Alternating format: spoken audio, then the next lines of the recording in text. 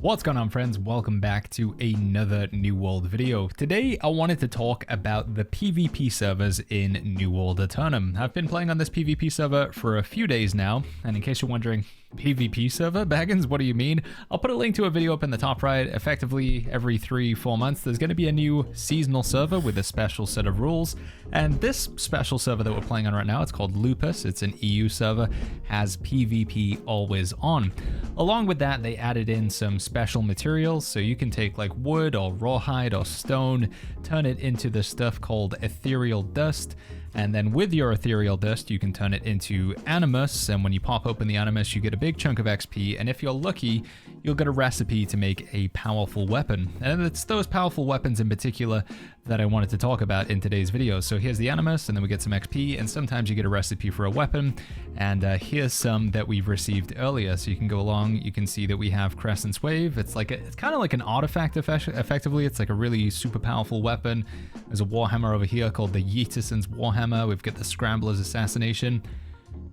These do require some resources to make. You need to get wrathstones, and you earn wrathstones by wearing ethereal armor or ethereal jewelry, which again you can craft. It's pretty basic actually. It's a pretty straightforward system. So you go out and gather. You don't really need much. 5 timber, 2 iron, 1 coarse leather, and you can make some pretty powerful gear. I can make a 700 gear score spear that I can wear from level 15 onwards, with only a relatively small amount of resources. So once I have this ethereal gear on, I can start earning wrathstones, and then the wrathstones you can turn into these super powerful items.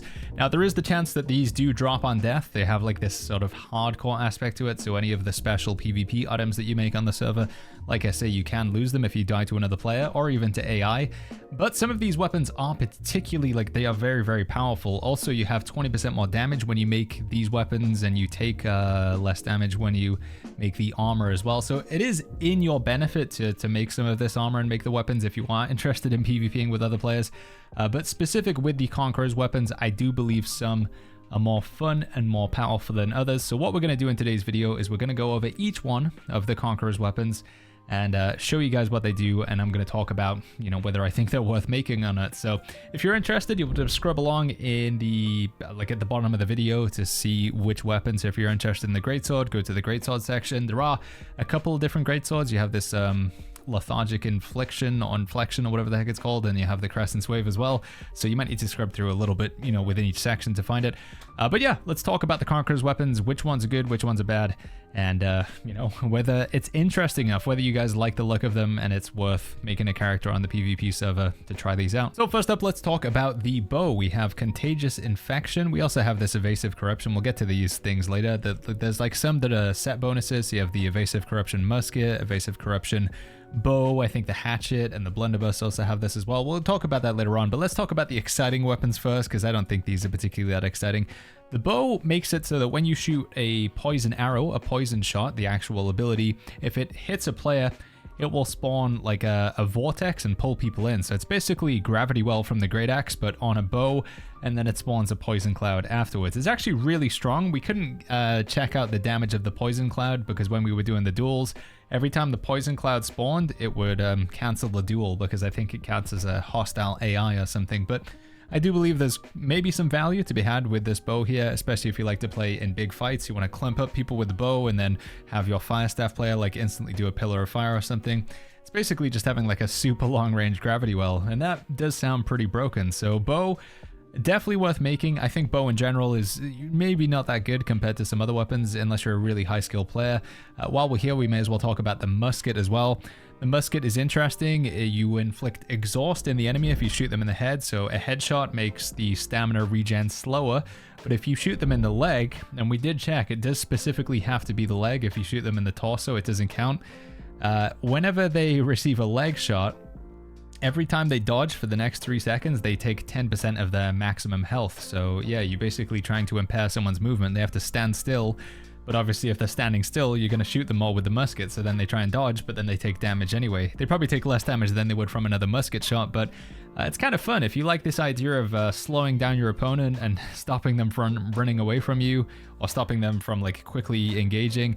You can shoot them in the head to reduce their stamina, so you know they can't dodge as often, or you can shoot them in the leg, so when they dodge they take quite a bit of damage. It's kind of fun, not particularly too powerful, but it is a fun one nonetheless. Next up, let's talk about some magical weapons. We have Charred CURTILAGE, which is the fire staff. This creates a fire aura around you which constantly burns people, and as you do damage to them, particularly with like a flamethrower weapon, you'll burn them even more. So the playstyle of this weapon, in my opinion, is if you want to play a heavy fire staff with a flamethrower, you can kind of just stand next to people, flamethrower them to burn them, and then on top of that they take the extra burn damage from Charred, and then it really sort of ramps up because it also has Disdained Infliction as well, making it do even more damage. So bit of a meme weapon. I think the other fire staff, like there's an actual fire staff, artifact fire staff called Burninator. I think that one's a little bit stronger, but nonetheless, if you want to play this sort of melee flamethrower fire staff ability, stand next to people and burn them, it is pretty fun for that reason.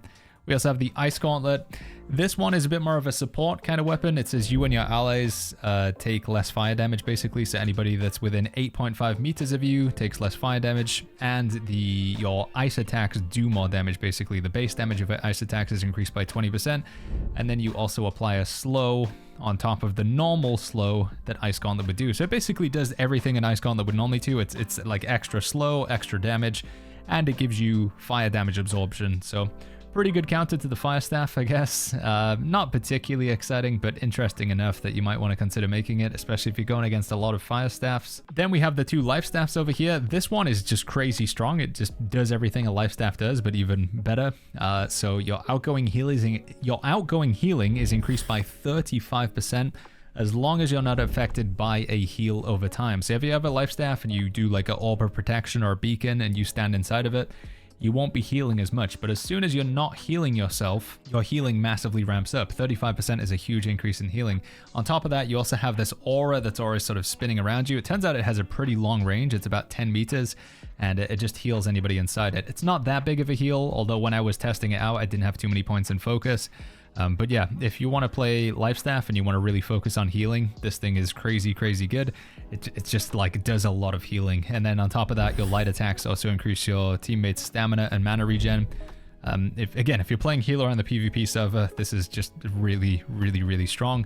There is another alternative. You have the Shaman's Holy Shield, and this one says blocking a ranged attack will spawn a bubble for 10 seconds. You can see, like with all of these, you can see some footage of how it works, but basically you block a ranged attack and then you spawn a bubble, and people can't shoot into it, but you can shoot out of it. We tried it a little bit. You can basically shoot from any side as a life staff, but it will always block the enemy projectiles coming in. But the enemy can stand inside the bubble and shoot out of it, so they can technically take over your bubble if you want. This effect is also available on the Kite Shield. There's another thing, the Kite Shield. In fact, I'll just go over and show you it real quick. Here it is. So it's the Holy Pledge's Shield, and it's basically the same thing. You know, you block a ranged attack and then you spawn a bubble. It's identical. We probably don't have any footage of it, but it's basically the same thing. You just block and then you spawn a bubble, and then you gotta wait 30 seconds for it to come off cooldown. I think because this is on a shield and the sort of defender's stance, it makes the same sort of way, you know, where you are playing a sort of tank anyway, so you may as well have this extra added block thing. But if you want to play it with a life staff, I guess you can, but then it means that you can't, because you can't use two life staffs at the same time. You can't use the crazy good AoE life support life staff if you're going to use Shaman's Holy Shield. So I'd maybe play like this, and then I'd play it with a Flail and like play Kite Shield on Flail, but then you would need Featherweight. So there's probably a way to make it work, but you'd have to go get some other artifacts, like actual artifacts. While we're talking about shields, we may as well cover the other shield. It's the Shield of Altruism. I don't actually have any footage of this, but it's you know, it does what it says. All allies around you gain 50% armor, and you gain 25% increased incoming healing, but your own armor is reduced. I mean, it's just good, you know, just everybody gets extra armor. Like, that's a really strong buff. There's not really too much else to say. One thing that I'm not sure about is the range on this one. I'm going to try and look it up on New World Buddy, and then I'll let you guys know. So we'll put a editor's comment somewhere on the screen here, so you can actually see the range. And if it's over 10 meters, I'd say it's really good. If it's under 10 meters, it's still probably pretty good, but Yeah, 50% increase in armor is kind of huge. There is no Conqueror's round shield, there is just the kite shield and the tower shield that I did just check, but since we covered the magical weapons with the Ice Gauntlet and the Fire Staff, it also makes sense to talk about the Void Gauntlet. This one's pretty silly. So while using Harvest Essence, you deal periodic pulses of damage to all enemies within 5 meters, which does 40% base weapon damage and triggers 50% lifesteal. Harvest Essence is what you get on the Void Gauntlet when you press right mouse button, or in this case with the controller, I guess it would be left trigger. Basically, when you block with the Void Gauntlet and you don't have Void Blade out, you actually start draining your life and turning it into mana. But you can use this effect to drain your life, turn it into mana, and do AoE damage at the same time, and then heal off of that AoE damage. If you put enough points into Intelligence and Focus, you can actually just basically permanently hold down the block button, right mouse button or left trigger, and just constantly do damage to people. It's not a lot of damage, but it is kind of silly.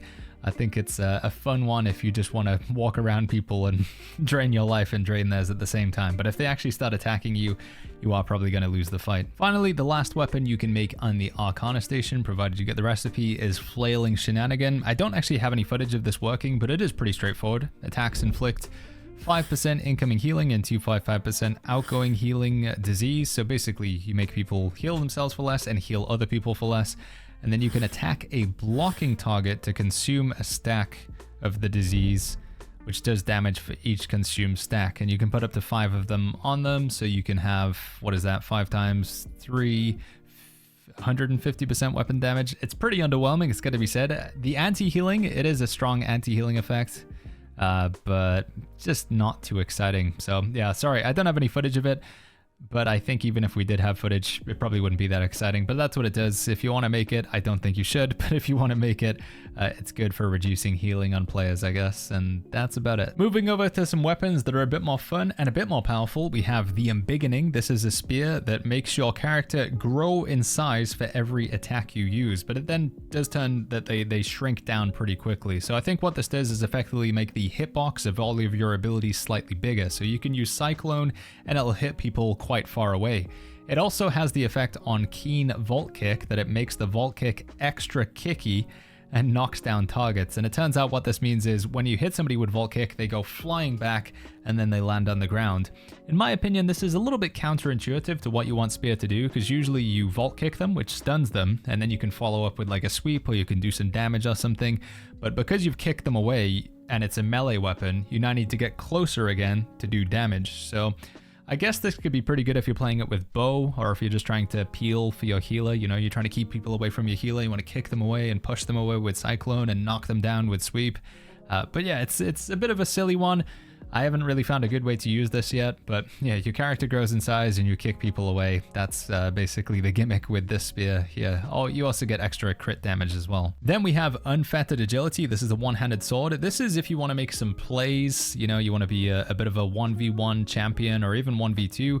So when you're in a light or medium equip load without a shield, dodge cost is reduced by 20%. So normally a dodge would cost 50 stamina, but instead it only costs 40 stamina, because I believe that's 20% of 50. Yeah.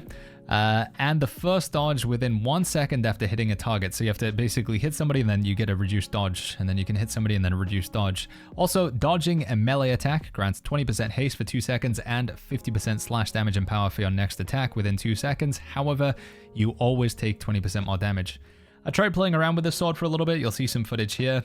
It was okay, but I think the fact that you can't have a shield means you can't have shield rush, you can't have shield bash. I really like playing shield rush and shield bash, and then taking 20% more damage on top of that.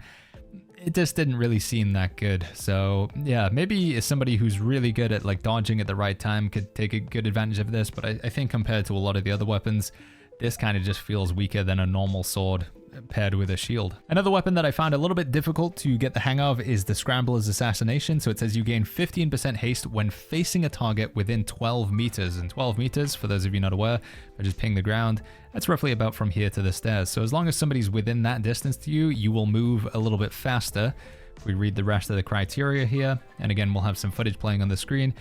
So abilities that propel the player forward, which would be Flesh, that would be Evade, and maybe Flourish and Finish.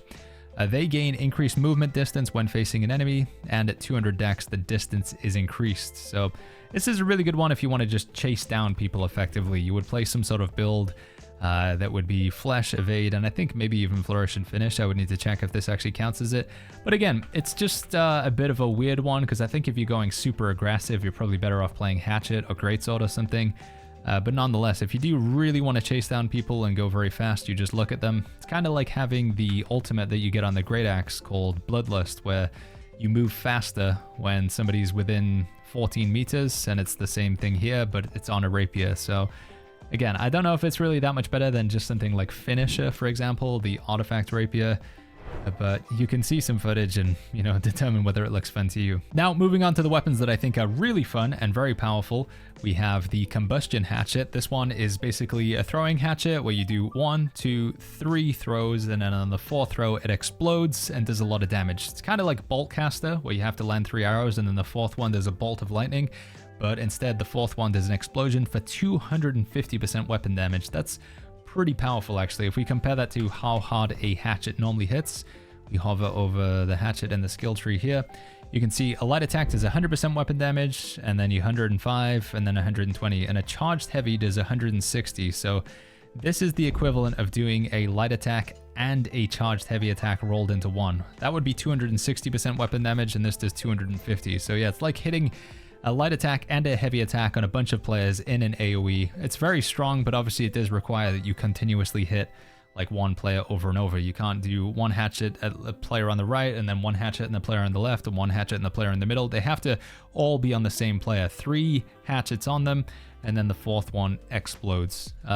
Pretty fun in a big clump, though, if you can consistently hit like a tank or something and hit everybody around them. I do think this one's kind of cool. The Warhammer is called YEETERSON'S Warhammer, and it has the ability Yeet, which pushes enemies back super far with the clear out ability. So basically you hit somebody with clear out, it sets them on fire, and they fly through and hit everybody behind them. So if you want to go bowling, but with New World players, you can make the YEETERSON'S hammer. Again, I think this is another one where it's kind of a bit silly, but could be fun if you just want to like keep people away from you if you're playing a bit of more of a tank build. Plus 150% weapon damage is pretty good, especially if you have a lot of points in strength. So yeah, if you want to hit somebody really hard with the YEETERSON'S, the only problem is like the clear out animation is pretty obvious. But this could be really strong if you pop it in like a pack of enemies. If you're doing an influence race or something, you could yeet people really, really far. One of the penultimate weapons I want to talk about, other than the lethargic and the evasive weapons, is the Lost Monarch's Rampage. When you land a heavy attack, you turn into a big dude. You turn into the Lost Monarch. And you are going to be in that form for 10 seconds. While you're in this form, you have extra armor. You get 35% extra armor. And your basic attacks become like a chain attack. So your abilities trigger a void chain that bounces between close targets and deals 30% weapon damage with a 2-second cooldown. So yeah, you get chain void, you get some extra armor, and I think one of the things that you don't really get to see in the clip here when we're using the weapon is you get a really long attack range. So if an enemy is quite far away from you, the magnetism or the ability for your Great Axe, the tracking as it's usually referred, you can hit people really far away with your attacks because your character model is increased, and so is the hitbox of your Great Axe as a result. So again, the clip won't really do a good justice here, but this is actually really good for chasing people down because you just sort of left click or use right trigger, and the attacks are pretty aggressive on the homing and the ability to track in on the enemy. Finally, the most powerful of the Conqueror's weapons, we have Crescent's Wave. If you are going to craft anything with Wrathstones, I think this is the one to make. While you're above 50% health, your heavy attacks cast a projectile forward, dealing 150% weapon damage. Each wave costs 20 mana. So you can only do this 5 times, assuming you have 100 mana, which is the normal amount. But those waves do hit really, really hard. And technically you could do 5 waves and then drink a mana potion and then do another 5 waves. As long as you're above 50% health, I think this is just insanely good damage. Having the greatsword's heavy attacks be like AoE in a straight line, and the first person you hit basically gets hit with 2 heavy attacks, and you can also go into the sort of red mode, what do we call it, Onslaught. You can go into Onslaught and do 15% more damage with all of them and do them almost twice as fast. It's really, really, really strong. I do believe that this is probably one of the best Conqueror's weapons, and like I say, if you have any ratstones. I generally recommend trying this bad boy out. It is a lot of fun. All right, the only other weapons that we haven't talked about are the Lethargic Infliction. So these are available on the Greatsword and the Warhammer, and also on the Great Axe as well. They basically make it so that when you hit an ability on somebody who is below 50% health, it'll put sluggish on them, which means they can't dodge. We checked it out, and yeah, they can't dodge. So you get somebody below 50, and then you hit them with like a Reap, or you hit them with a Maelstrom, or you hit them with a Relentless Rush, or whatever other ability you want to use on your two-handed melee weapons, and they can't dodge for 2 seconds. Pretty good for chasing down a healer.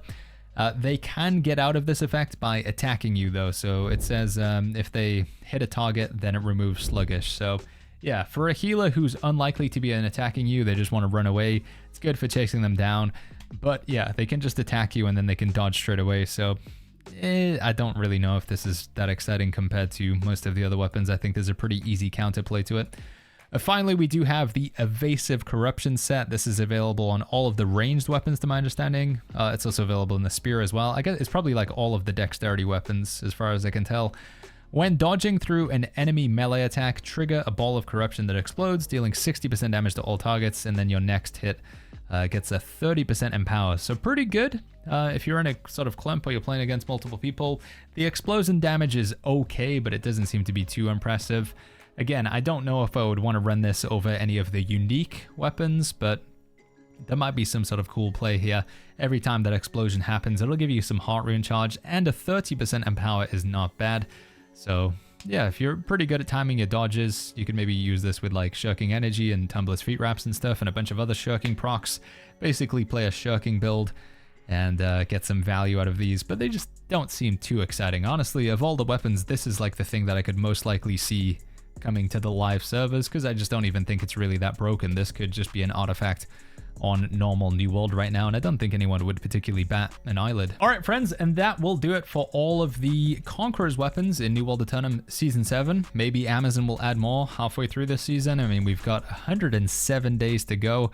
But let me know what you guys think about the Conqueror's weapons. If you played around with them, are there any that are particularly powerful? Is there any sort of synergies that you guys have discovered with the other artifacts or anything else that I've missed out on? And if you haven't played with them, is there any that you guys think you're going to go for first? And my recommendation, you might have heard it, is the Greatsword Crescent's Wave. It is very, very, very powerful. But if you want to play Life Staff, then the healing one, that I've already forgot the name of it, that is also super strong as well. And if you want to play some more meme builds, the Spear and the YEETERSON'S Warhammer, you could just play a super knockback build. There's a lot of fun to be had with these, provided you can get the Ratstones. If you are curious about how to get Ratstones, I think just join in on chest runs, guys, here on Lupus right now, where, you know, there's a lot of people typing plus CK, so I'm probably going to go join these guys for Cutlass Keys. We open up a bunch of chests down here, and you get like 1,500 or more Ratstones just by doing a chest run. Obviously, you do have the risk that somebody might kill you and steal them. But yeah, that's the PvP servers, that's the Conqueror weapons. Let me know what you guys are thinking in the comments down below. As always, if you enjoyed this video, make sure you go ahead, click the like button, subscribe for more, and I'll catch you guys all in the next video.